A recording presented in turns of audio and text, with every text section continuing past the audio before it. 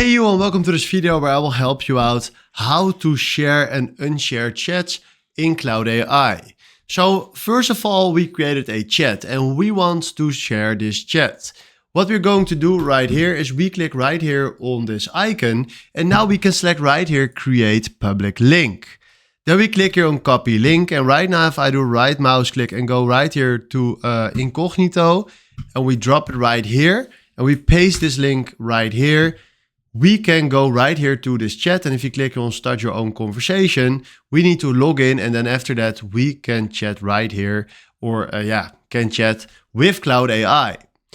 If we want to unlink this, we click on the cross and then we change it back to keep private, only you have access. And if we click this away, there's no one that can join right now. So this is what you need to know, and this is how you can share and unshare in Claude AI. Hopefully this was the video where I was looking for. Thanks for watching and have a wonderful day. Ciao.